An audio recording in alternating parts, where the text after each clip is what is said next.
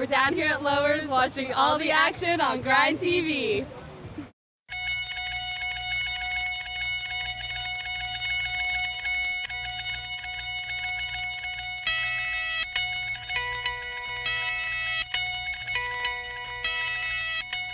The 6.0 Lowers Pro was the first ever 6-star Prime event held in California. American Pro Tour hopefuls slugging it out on the ASP's World Qualifying Series have been waiting years for an opportunity like this one.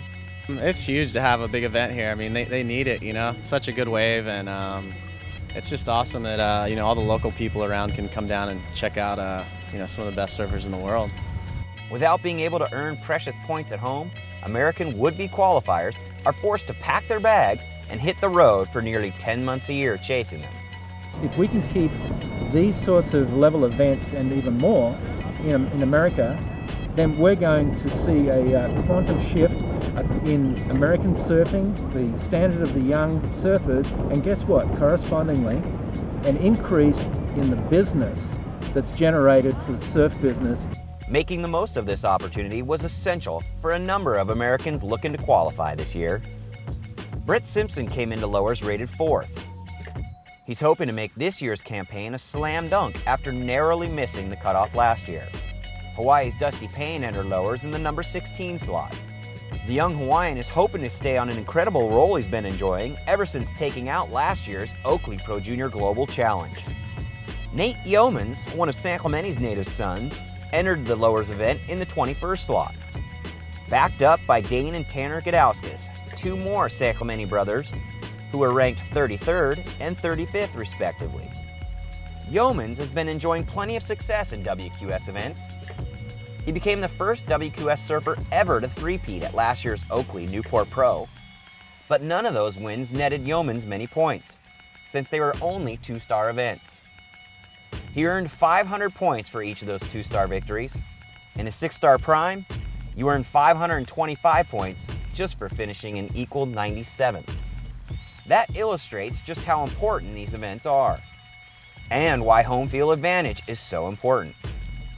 The estimated cutoff this year, based on the number of 6-star and 6-star Prime events, is 14,000. Of course, 6-star Primes also attract a lot of World Tour talent, like CJ and Damian Hobgood, Fred Patascia, and Dane Reynolds. Not to mention wildcards like Rob Machado. The former number 2 in the world was surfing his first contest in more than a year. Unfortunately for Brett Simpson, he ran into the Machado and Reynolds Express in the early rounds and exited early from the 6.0 Lowers Pro. The lost opportunity to gain serious ground on home turf hasn't cost him just yet. His 2 keeper results and a decent backup have him hanging in the top 5 for now.